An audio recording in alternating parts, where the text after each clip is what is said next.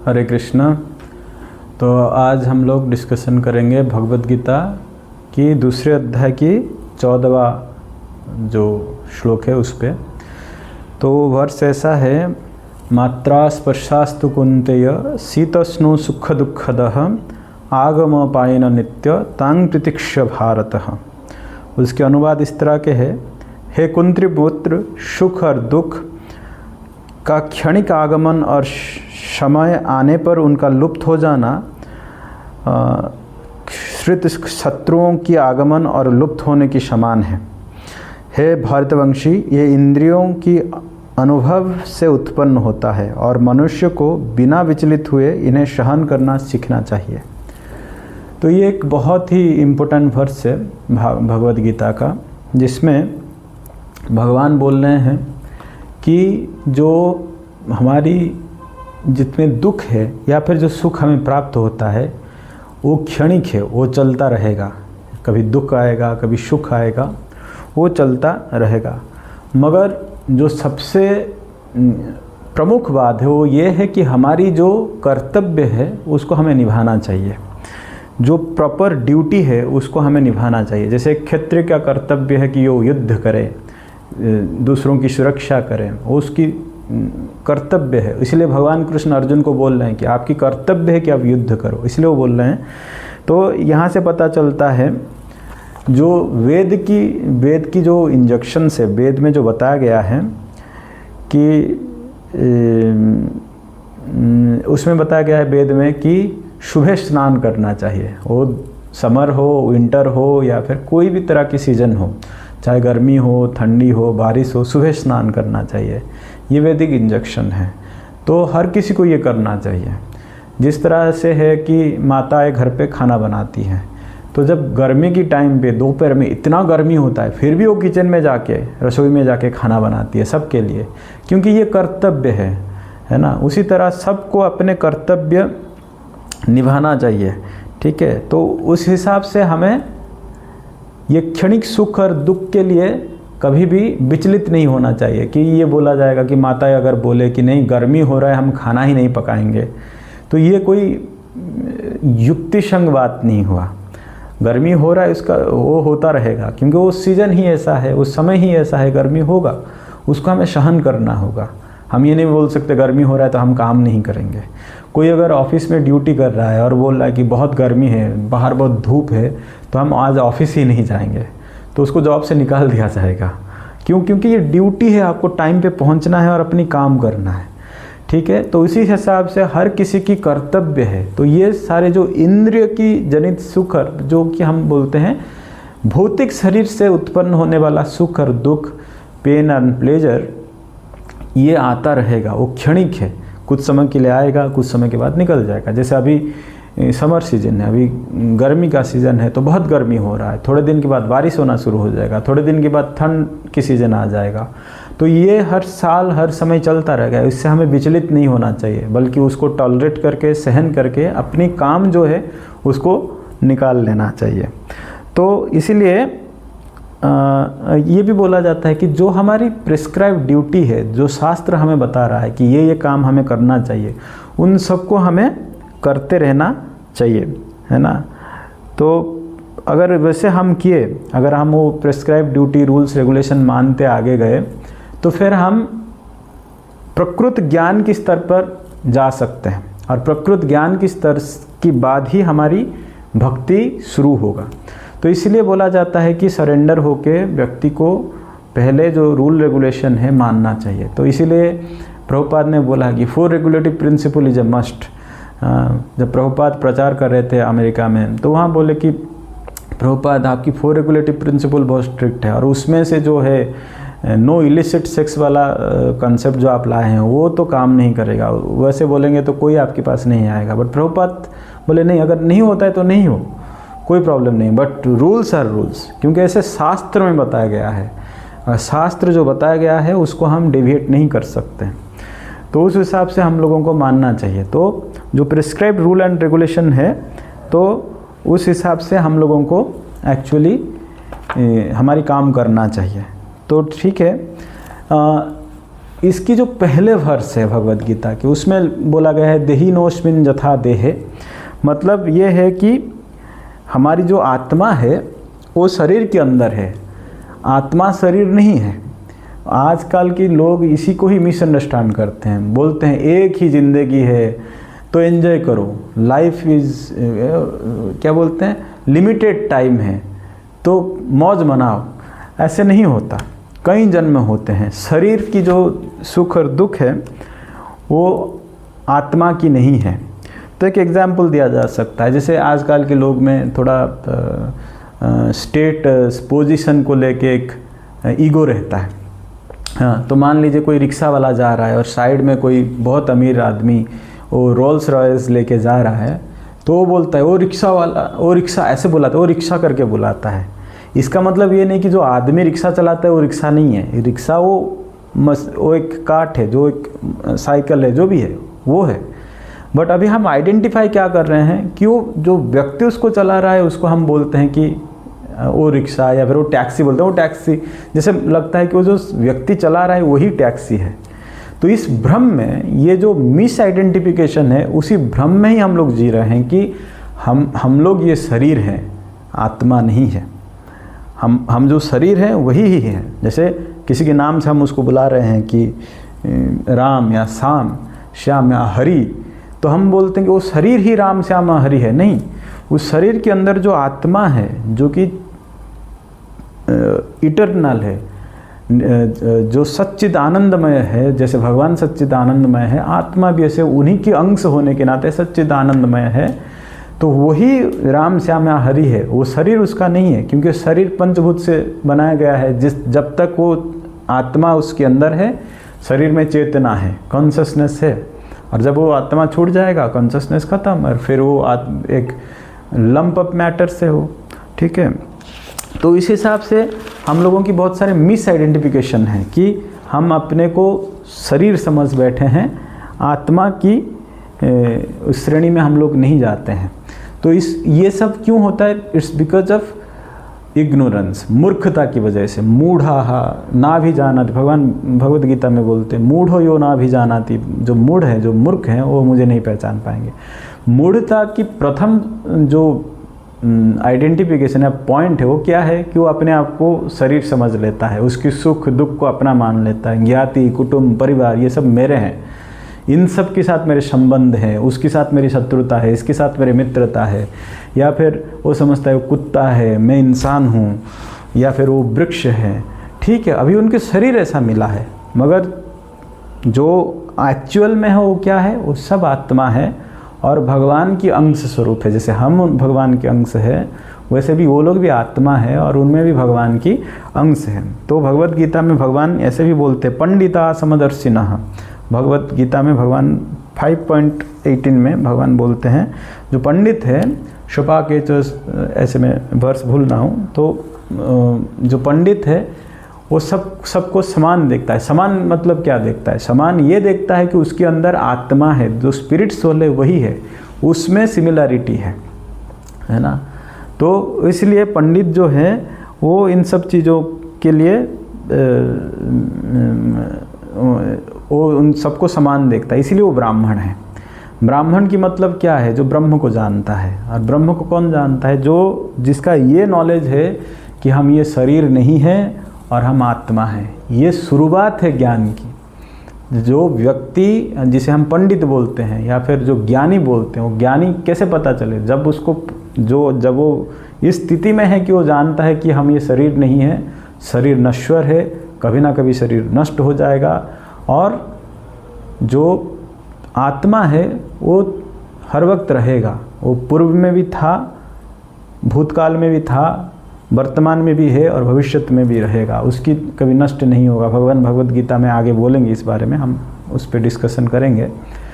तो वही एक पंडित व्यक्ति है, वही एक ज्ञानी व्यक्ति है जो इस सब चीज़ को जानता है। अगर इतना ज्ञान किसी को नहीं है कि वो शरीर नहीं है, आत्मा है, या फिर अभी भी जिसकी कॉन्शसनेस या चेतना ये है कि मैं शरीर हूँ, या उसकी बातचीत से पता चलता कि वो शरीर की स्थिति में है, तो वो मूर्ख है। वो समझना चाहिए कि वो मूर्ख ही है, वो पंडित नहीं है, ज्ञानी नहीं है। बहुत लोग आजकल दिखावटी भक्त बनते हैं, है ना। वो दिखावटी, हम तो कंठी तिलक कर लिए, धोती पहन लिए, भक्त बन गए। नहीं, वैसे नहीं होता। आपको भक्त की स्थिति में आना पड़ेगा, आपको प्रॉपर कृष्ण चेतना में आना पड़ेगा। अगर आप कृष्ण चेतना में नहीं हो तो भक्त नहीं हो। और कृष्ण चेतना की शुरुआत ही इसी से होता है कि मैं शरीर नहीं हूँ और मैं आत्मा हूँ। और क्योंकि सब में आत्मा है तो हर कोई भगवान की अंश है, इसीलिए हम सबको रिस्पेक्ट देते हैं। तो यहाँ से हम जानते हैं कि हम लोग आत्मा है और भगवान की अंश हैं, और आत्मा की कोई सुख या दुख नहीं होता। जो शरीर को कष्ट होता है ना, वो आत्मा को नहीं होता। अगर शरीर को कोई आपको थप्पड़ मारेगा तो आपकी ये वाला एरिया पे जो मारा, ये गाल पे थप्पड़ लगाया, तो यहाँ पेन होगा, आत्मा को पेन नहीं होगा। क्योंकि कॉन्शसनेस है तो पेन हम फील कर पा रहे हैं, ये प्रूफ है कि आत्मा है करके। तो इसीलिए जो पेन एंड प्लेजर हमको मिल रहा है, जो सुख या दुख है, वो शरीर के लिए है, वो आत्मा के लिए नहीं है। और ये सुख और दुख हमें कर्म की वजह से मिल रहा है। कर्मणा दैव नेत्रेण, जो कर्म के हिसाब से हमें उसकी फल मिल रहा है, उसी हिसाब से हमें सुख मिल रहा है, उसी हिसाब से हमें दुख मिल रहा है। कोई बहुत अच्छा कर्म किया है अपने प्रीवियस लाइफ में या इस लाइफ में, उस हिसाब से उसको अच्छा फल मिल रहा है। कोई गलत काम किया है तो उसको गलत फल मिल रहा है। तो विज्ञ व्यक्ति कौन है? जो इस सुख और दुख से ऊपर है, जो इसको सह जाता है, उसको पता है कि ये सुख और दुख आएगा तो मुझे टॉलरेट करना पड़ेगा। तो इन सब चीज़ों को टॉलरेट करके जो ऊपर रहता है वही विज्ञ व्यक्ति है ना। तो इसीलिए हम बोला जाता है कि विज्ञ व्यक्ति वही है कि जो जानता है कि वो भगवान की अंश है। अहम ब्रह्मस्मि, मैं भगवान की अंश हूँ और मैं शरीर नहीं हूँ। तो आजकल बहुत सारे जगह पे ये डिस्कशन भी होता है कि मनुष्य के अंदर ही आत्मा है, बाकी जानवर में आत्मा नहीं है। ये कॉन्सेप्ट मोस्टली क्रिश्चियनिटी से आया है कि वो लोग बोलते हैं सिर्फ इंसानों में ही आत्मा है, स्पिरिट सोल है, बाकियों में नहीं है। तो उनको हम काट के खा सकते हैं, जीव हत्या कर सकते हैं। तो ये भी सही बात नहीं है। क्या लॉजिक है कि बता सकते हैं कि मनुष्य के अंदर ये आत्मा है, बाकी जीव जंतु में आत्मा नहीं है? क्योंकि सारे चीज़ तो सेम है। जैसे हम भी पैदा हुए हैं, जन्म ग्रहण किए हैं, उसी हिसाब से कुत्ता भी पैदा कर जन्म ग्रहण करता है, और प्रोसेस सेम है। जैसे एक पुरुष और नारी की संग होने से ही एक बच्चा पैदा होता है, वैसे एक फीमेल और मेल डॉग की संग होने से ही बच्चा पैदा होता है। और उसी हिसाब से उनमें भी आत्मा की बात है। क्योंकि अगर जब तक उस कुत्ते में या फिर जंतु में, जो भी हो, पशु हो, पक्षी हो या कोई पेड़ हो, उसके अंदर वो कॉन्शसनेस या स्पिरिट सोल है, आत्मा है, तब तक वो चलता फिरता खाता पीता रहता है। जिस समय वो छूट के चला गया तो तब वो नष्ट हो गया, उसकी शरीर पड़ा रहता है, फिर वो एक्टिव नहीं है। तो बहुत ज़्यादा जगह पे लोग युक्ति देते हैं कि नहीं, ये सब चीज़ नहीं है, बॉडी एक केमिकल रिएक्शन है, वो केमिकल रिएक्शन के हिसाब से चलता है। ठीक है, तो बॉडी अगर एक केमिकल रिएक्शन है तो सब में सेम होना चाहिए। Different aspect of individual choices क्यों हैं? मान लीजिए सेम, जैसे ह्यूमन बॉडी, तो सबका केमिकल कंपोजिशन सेम होगा, डिफरेंट थोड़ा क्यों होगा? क्योंकि केमिकल तो सेम ही है वो कंपोजिशन। जैसे अगर हम केमिकल एक्सपेरिमेंट करें कहीं पे जाके, लैब में जाके, तो रहता है इसमें ये एसिड में ये सॉल्ट में मिलाओ तो ये वाला उसकी जो रिज़ल्ट आएगा, तो जब भी रिपीट करोगे सेम होगा। तो अगर ये बॉडी सेम केमिकल कंपोजिशन में बना है, क्योंकि वो प्रूव्ड है कि ह्यूमन बॉडी जो है वो ये मटेरियल से बना है, सेम है, तो अगर वो सिर्फ केमिकल कंपोजिशन से चल रहा है और जब केमिकल कंपोजिशन काम करना बंद करता है तब मृत्यु होता है, तो सब में same aspects of same behavioural pattern रहना चाहिए, वो डिफरेंट है। इसका मतलब ये है कि इसमें जो है वो डिफरेंट है। तो यहाँ से हम समझ जाएंगे कि जो हमारी जो आत्मा है उसकी स्थिति के हिसाब से एक कॉन्शसनेस बॉडी में रहता है, उस हिसाब से ही हम लोग काम करते हैं। तो एक विज्ञ व्यक्ति वही है जो समझ जाता है कि बॉडी एक्सटर्नल है, उसके अंदर जो आत्मा है वही ओरिजिनल है और वो उन सब चीज़ों से ऊपर रहता है। तो हम जो डिस्कशन कर रहे थे कि बहुत जगह पे बोला गया है कि बहुत सारे धर्म, जैसे स्पेशल में बोला क्रिश्चियनिटी में कि जीव जंतु की आत्मा नहीं है तो उनको मार के खा सकते हैं, तो ये कंसेप्ट गलत है ना। जब आप सनातन में देखते हैं तो वहाँ बोला गया नहीं, सब एक समान है ना। मांस जैसे बोला जाता है कि आप मुझे काट रहे हो, मैं भी आपको वैसे ही काटूंगा, मैं आप हो, एक दिन मैं भी आप बनूंगा, तो मतलब जैसे आप काट रहे हो उसी हिसाब से आपको भी कटना पड़ेगा। इसीलिए सनातन धर्म में नॉनवेज खाना मना है ना। तो और कहीं यहाँ पे बोलेंगे बलि प्रथा, तो बलि प्रथा अलाउड है, वो वेद की कई जगह पे बहुत रूल रेगुलेशन के हिसाब से अलाउड है, तो हर जगह पे वैसे चीज़ों को अलाउड नहीं किया जाता। तो इसीलिए जो आत्मा है उसकी स्वरूप यही है कि वो भगवान की सेवा करेगा। तो परफेक्ट नॉलेज क्या है कि पहली नॉलेज शुरुआत ये होता है, ज्ञान की शुरुआत तभी होता है जब वो समझ जाता है कि वो शरीर नहीं है, आत्मा है। फिर उससे जब ऊपर जाता है तब वो समझ जाता है कि मैं भगवान कृष्ण की अंश हूँ और उनका सेवक हूँ। ये परफेक्ट नॉलेज है। I am eternal servant of Lord Krishna, that is the perfect knowledge. हाँ, तो चैतन्य चरितामृत में बोला जाता है सर्व उपाधि विनिर्मुक्तम तत् प्रत्येन निर्मलम हृषिकेन हृषिकेश सेवनम भक्ति रुच्यते। तो इसका मतलब ये है कि सारे उपाधियों को छोड़ के जब हम हृषिकेन मतलब हमारी इंद्रियों से, हृषिकेश भगवान कृष्ण की, हृषिकेश मतलब जो इंद्रियों की स्वामी है, मतलब भगवान कृष्ण, उनकी सेवा करते हैं, उसको ही उत्तम भक्ति बोला जाता है। वही एक्चुअली भक्ति है। तो जब तक व्यक्ति ये शारीरिक स्थिति में है, मतलब जब तक वो बॉडीली कंसेप्ट में है, तब तक वो इग्नोरेंस में है, मूर्खता में है, अज्ञानता में है। तो उस अज्ञानता से जब वो ऊपर जाएगा तब जाके वो जा पाएगा, नेक्स्ट लेवल ऑफ ज्ञान को जा सकता है। सेम रिजल्ट, सेम एग्जांपल हम रिपीट करेंगे, जैसे हम बोले थे रिक्शा वाला और रॉयल्स वाला। अगर वो अभी भी समझ रहा है कि जो व्यक्ति है वो रिक्शा वाला है, तो वो रिक्शा में ही अटक गया है, तो उसकी कॉन्शसनेस क्या है, मूर्खता भरा है। बट जो पंडित है वो समझता है, ठीक है मेरे पास आज रॉयल्स रॉयस है, बट फिर भी वो जो सामने वाला है वो भी व्यक्ति है, उसमें भी भगवान की निवास है, वो भी इंडिविजुअल सोल है, स्पिरिट सोल है, तो उस हिसाब से उसको रिस्पेक्ट देता है। तो ये ज्ञानी व्यक्ति की एक हम बोल सकते हैं, ज्ञानी व्यक्ति जो है उसकी पहचान है। तो हम जो पहले वर्ष में देख रहे थे देहिनोस्मिन यथा देहे, तो जो सोल है वो शरीर के अंदर है, तो वो शरीर उसकी पहचान नहीं है। पहचान क्या है, वो व्यक्ति की है, मतलब वो सोल की है।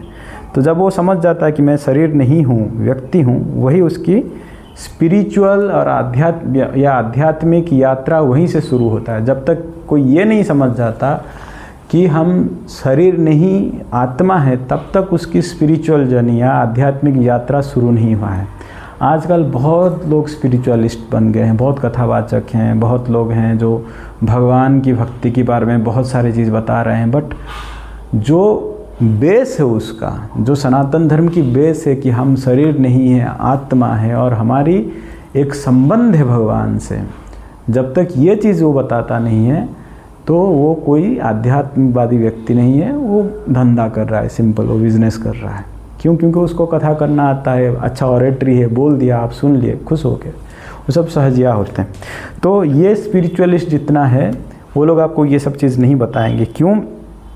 क्योंकि वो शरीर की स्थिति में है, वो आत्मा की स्थिति में नहीं है।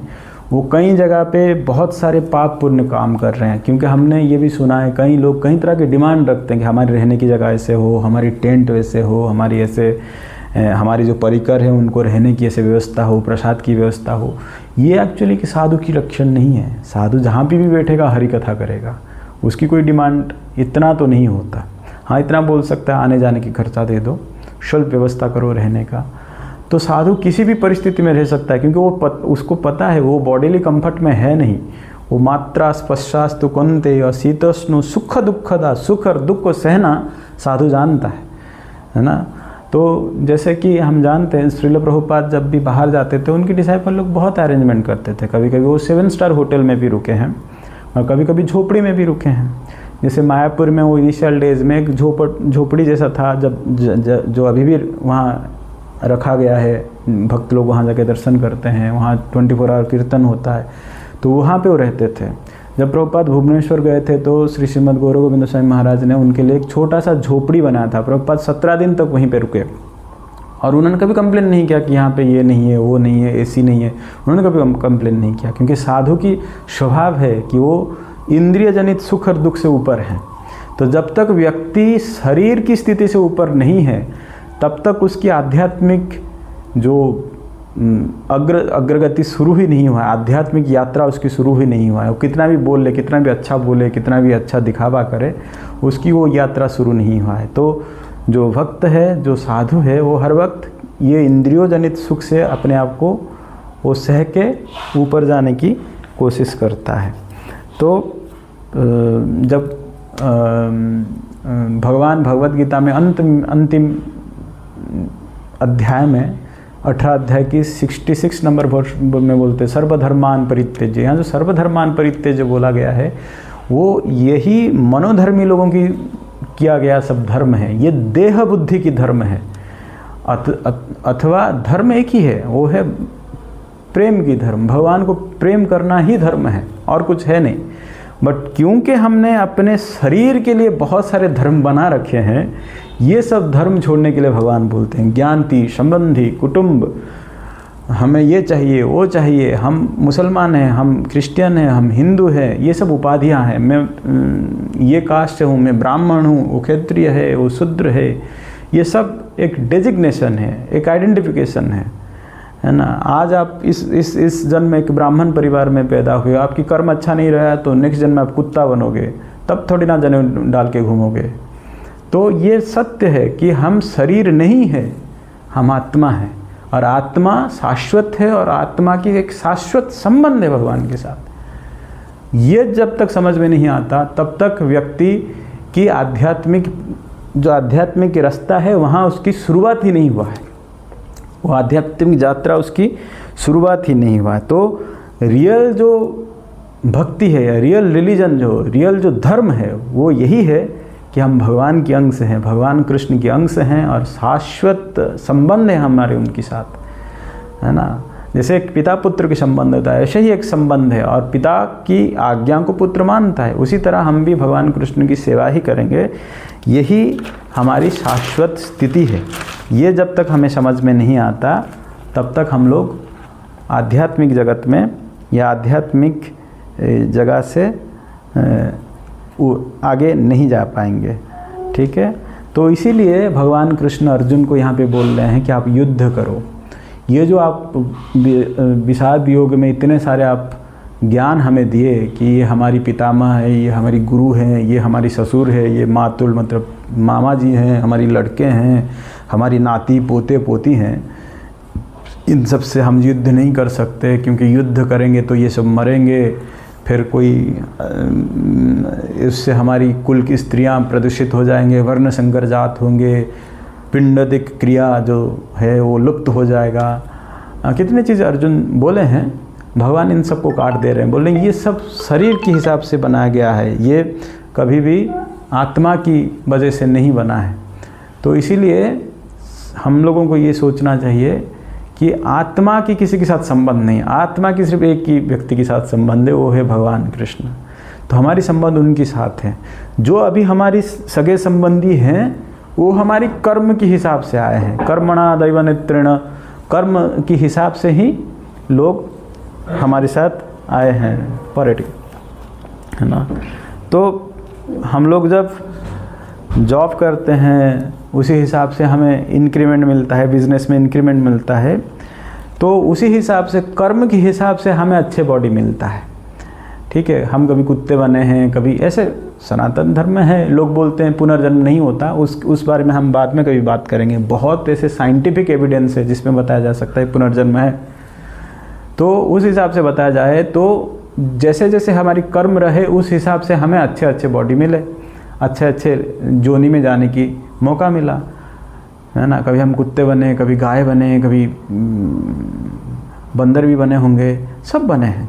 84 लाख जोनी हैं, उन सब में घूम घूम के अभी फाइनली हम ह्यूमन बॉडी में हैं, मनुष्य जन्म में हैं। और ये मनुष्य जन्म दुर्लभ है। क्यों दुर्लभ है? क्योंकि इसी मनुष्य जन्म में हम लोग भगवद गीता, भागवतम आदि शास्त्र के अध्ययन कर सकते हैं, आचार्यों की वाणी की अध्ययन कर सकते हैं और उस हिसाब से फिर अपनी लाइफ को चेंज कर सकते हैं, है ना। भगवद गीता जो 5 विषय पे बात करता है, ईश्वर, प्रकृति, काल, कर्म और जीव, मतलब भगवान, उनके अंश जीव, प्रकृति, काल मतलब समय, कर्म, इनमें से 4 को चेंज नहीं कर सकते आप। ईश्वर, प्रकृति, जीव और काल, इन सब को चेंज नहीं सकते। कर्म को चेंज कर सकते हैं। अगर कर्म चेंज करना शुरू किए तो आपकी जीवन, आगे की जीवन कम से कम अच्छा रहेगा, है ना। तो इसलिए वो लोग बोलते हैं अच्छे कर्म करो, है ना। अगर आप सारे कर्म में भगवान को ले आए, भगवान कृष्ण के लिए कर्म करने लगे, तो वो कृष्ण चेतना हो गया। फिर आपको इस कर्म के बंधन में नहीं बनना है, आपको शरीर के ऊपर जाके भगवान की पास ही चले जाना है, उनकी नित्य सेवा करने रहना है। तो इसीलिए ये जो हमें अपॉर्चुनिटी मिला है, तो उसी हिसाब से हमें अच्छे काम करने रहना चाहिए, ठीक है। तो बहुत जगह पे ये बोला गया है अगर कर्म नहीं है, हाँ, तो अकॉर्डिंग टू अपने कर्म के हिसाब से भगवद गीता में भगवान 14 अध्याय में बोलते हैं, ऊर्ध्व गच्छन्ति सत्वत, ऐसे बोला गया है कि जो अच्छे काम करेंगे वो ऊर्ध्व जाएंगे। मतलब ऊर्ध्व मतलब अच्छे, जैसे स्वर्ग और उसके ऊपर की लोग में जाएंगे।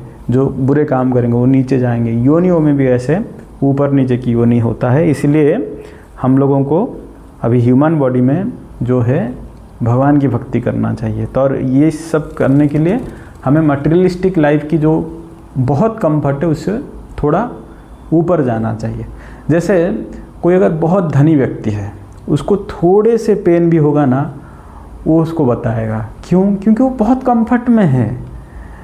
बट हमें इन कंफर्ट को समझना चाहिए कि ये मटेरियलिस्टिक कंफर्ट है और ये जो पेन एंड प्लेजर है ना, वो बॉडीली है, इस शरीर में है इसलिए हो रहा है ना। इस शरीर में जब नहीं रहेंगे तो नहीं होगा, है ना। जैसे हमारी कुछ भी शरीर में अभी आजकल हम देख रहे हैं, कुछ भी शरीर में थोड़ा सा कुछ इशू हुआ तो भाग जाता है डॉक्टर के पास, मेडिसिन खा लेता है, क्योंकि हमारी सहन शक्ति बहुत कम है। एक तो हमारी लाइफस्टाइल बहुत बिगड़ा हुआ है। आजकल रात भर लोग मोबाइल देखते रहते हैं, सोएंगे नहीं टाइम से, और सुबह बोलेंगे कि हमारी पेट साफ़ नहीं हो रहा है, ये हो गया, डलनेस आ गया, उसकी वजह से 4 और टैबलेट खा रहे हैं, कितने स्किन केयर कर रहे हैं। उसकी कोई ज़रूरत नहीं है। अगर आप एक डिसिप्लिन लाइफ में रहें और ये इंद्रियों की जो सुख है उससे अगर ऊपर जाए और उसको टॉलरेट करें, तब जाके आप चीज़ों को सही कर पाएंगे। इसीलिए हम लोगों को ये सब चीज़ों से दूर रहना चाहिए। तो इसीलिए भगवान यहाँ पे अर्जुन को बोल रहे हैं कि एक क्षत्रिय की जो ड्यूटी है वो ये है कि वो युद्ध करे।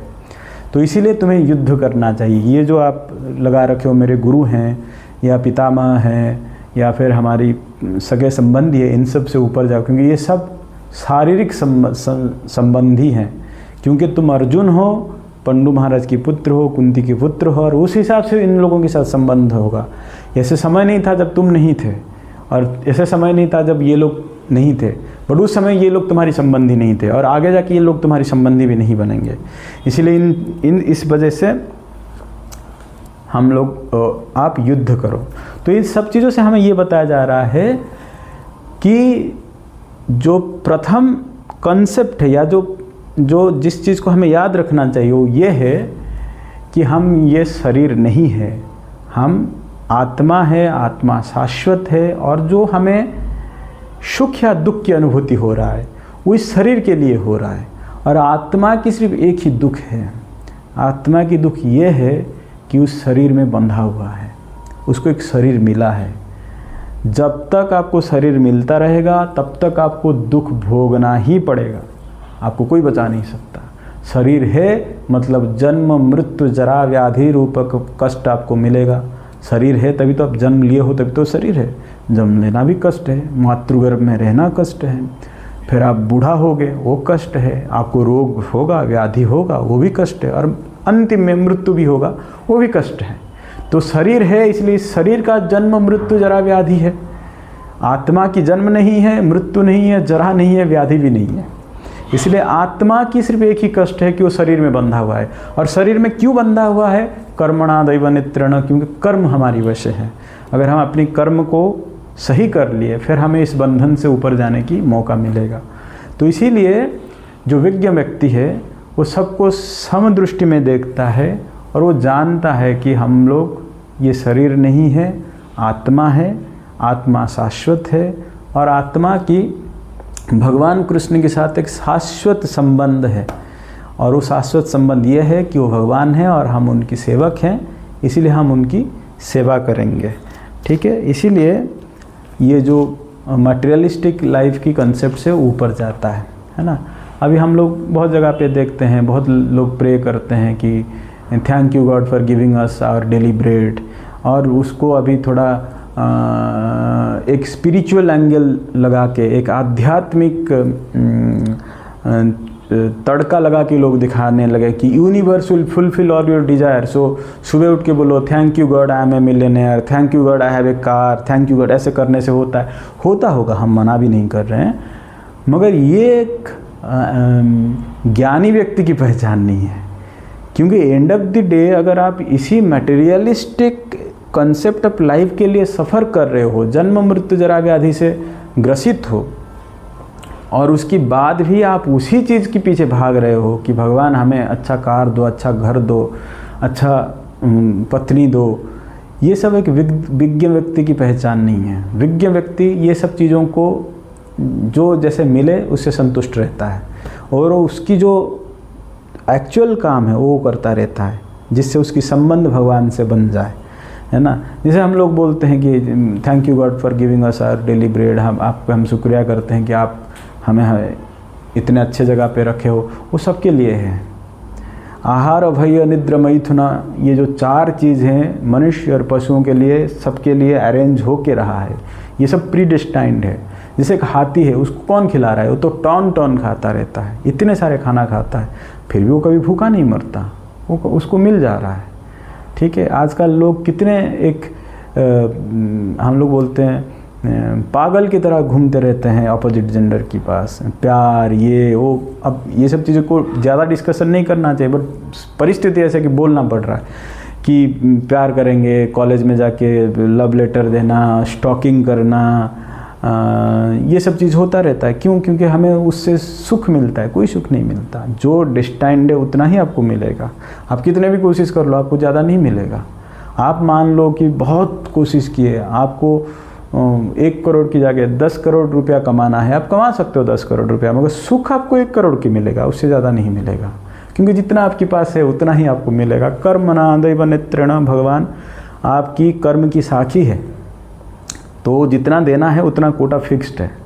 तो विज्ञ व्यक्ति इन सब चीज़ों से कभी भी विचलित नहीं होता। उसको पता है ये सब चीज़ें उसकी एक्चुअल काम नहीं है। तो एक्चुअल काम जो है वो है भगवान की सेवा करना, हरि नाम जप करना, वो उस पर समय देता है। अब इसका मतलब ये नहीं बोल रहा हूँ मैं कि कल से काम धंधा बंद करो और बैठ के चैंटिंग करो। कर सके तो बहुत अच्छा बात है, बट व्यक्ति कर नहीं पाता, इसीलिए वो भी करते रहो और भगवान के लिए समय निकालो। हमारी प्रायोरिटी ये रहना चाहिए कि हम सेवा करें और अच्छे से जप करें, ये हमारी प्रायोरिटी होना चाहिए। तो मूर्ख जो है वो इस कॉन्सेप्ट में फंसा हुआ है कि जो उसको शारीरिक सुख मिल रहा है वही सुख है। बहुत लोगों को हम ये बोलते हुए सुने हैं एक ही ज़िंदगी है। एक ही ज़िंदगी नहीं है, इसकी बात कहीं जन्म लेना पड़ेगा कर्म के हिसाब से। कहीं प्रूफ है उसका, उसके बारे में हम दूसरे किसी वीडियो में बात करेंगे। ठीक है, तो बहुत जगह पे बोला गया है कि जैसे भगवद गीता में भगवान बोलते हैं आ ब्रह्म भुवना लोक पुनर्जायन्त पुनर्वर्तते अर्जुनम, मतलब ब्रह्मा से लेके छोटे कीड़े पतंगे तक फिर से जन्म मृत्यु जरा व्याधि के चक्कर में घूमते ही रहते हैं। तो विज्ञ व्यक्ति कौन है? तो वो विज्ञ व्यक्ति है जो इन सब चीज़ों से ऊपर जाना चाहता है ना। जो इन सब चीज़ों से ऊपर चला गया वो विज्ञ व्यक्ति है। तो वो उसकी शुरुआत कहाँ से होता है? उसकी शुरुआत होता है जब व्यक्ति समझ जाता है कि हम ये शरीर नहीं है, हम आत्मा है, आत्मा शाश्वत है, आत्मा की कुछ दुख नहीं है, जन्म मृत्यु जरा व्याधि आत्मा की नहीं है, आत्मा शाश्वत है और भगवान की अंश है। क्योंकि हमारी कर्म गलत रहे, इस वजह से हम एक शरीर लेने के लिए बाध्य हैं, क्योंकि हमारी कर्म की फल हमें भुगतना है। तो जब हमें मानव शरीर मिला है तो एक बेस्ट अपॉर्चुनिटी है। प्रभुपाद इसको बोलते हैं the best utilization of bad bargain. Bad bargain मतलब ये जन्म मृत्यु जरा व्याधि, भौतिक जगत एक बैड बार्गेन है। तो उससे ऊपर जाके हमें भजन करना है, हरिनाम कीर्तन करना है और भगवान की सेवा करना है। ठीक है। तो श्रीमन चैतन्य महाप्रभु बोलते हैं अयि नंद तनुज किंकरम पतितम मा विषमे भवाम्बुधो कृपया तव पाद पंकज स्थित धूलि सदृश विचिंतयात।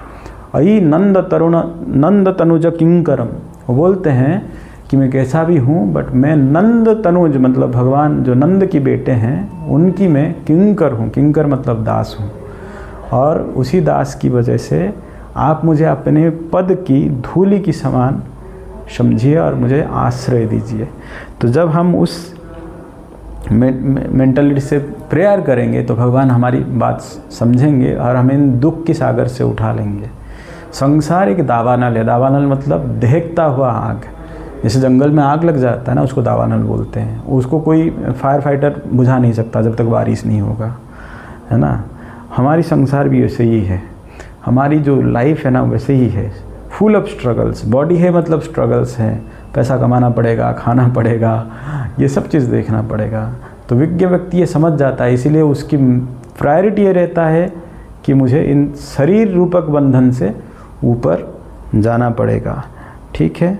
तो बहुत सारे लोग भगवान को बहुत सारा का प्रेयर करते हैं। जैसे बहुत लोग बोलते हैं कि हमें एक अच्छा पोजीशन दीजिए, अच्छा घर होना चाहिए, अच्छा वाइफ होना चाहिए। तो ये भी मूर्खता भरी बात है। बहुत लोग जाके प्रार्थना करते हैं देहि में सुख सौभाग्यम, पुत्रम देहि, धनम देहि, जसम देहि, कीर्तिम देहि, ये सब मुझे दीजिए।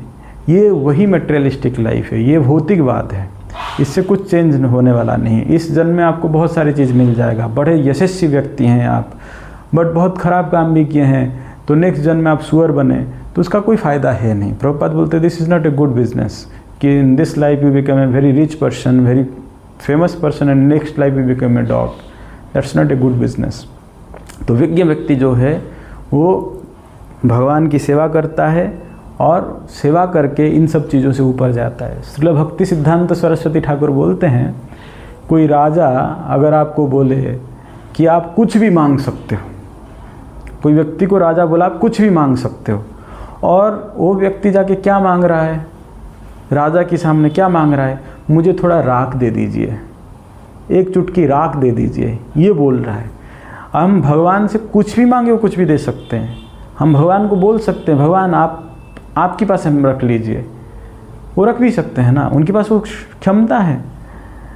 बट हम जाके क्या मांगते हैं, मेरे बेटे की रिजल्ट अच्छा हो जाना चाहिए, मेरे बेटे की शादी नहीं हो रहा है, या फिर हम जो यूथ होता है वो मांगता रहता है भगवान मुझे अच्छा जॉब लगवा दो, या फिर लोग मानते अच्छा बीवी बन जाए।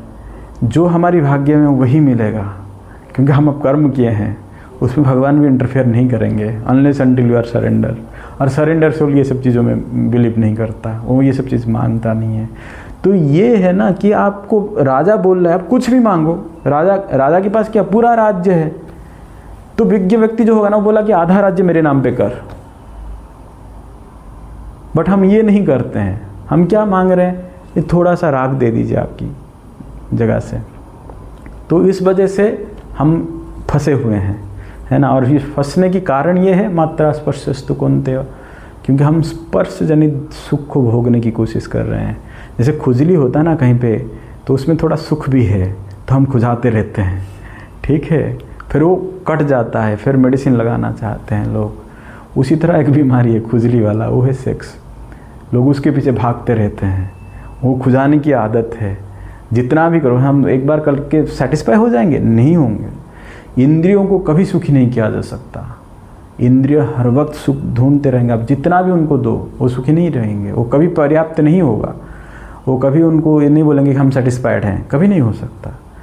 बट अगर वही इंद्रियों को आप भगवान की सेवा में लगाए, नाम जप किए, भगवान की मंदिर की मार्जना किए, भगवान के लिए प्रसाद बनाए, भगवान को प्रसाद अर्पण किए, उनकी चरण में दिए हुए तुलसी की आप सेवन किए, उनकी धाम की परिभ्रमण किए, उनकी भक्तों की आप सेवा किए, भक्तों की गले शरीर को गले लगाए, तो फिर आपकी इंद्रियां को सुख, एक्चुअल सुख मिलेगा, है ना। उनकी कीर्तन में जाके नाचे, तो ये इस चीज़ करने से हमें एक्चुअल सुख की अनुभूति होगा। तो ये सब कब शुरू होगा? जब आप समझ जाएंगे कि हम ये शरीर नहीं है, आत्मा है, और ये जो शरीर की वजह से हमें सुख और दुख मिल रहा है वो क्षणिक है, वो आएगा और चला जाएगा, इसलिए उसको हम टॉलरेट कर जाएंगे, सह जाएंगे, तब जाके हमारी प्रकृत सुख जो है वो शुरू होगा। हरे कृष्णा।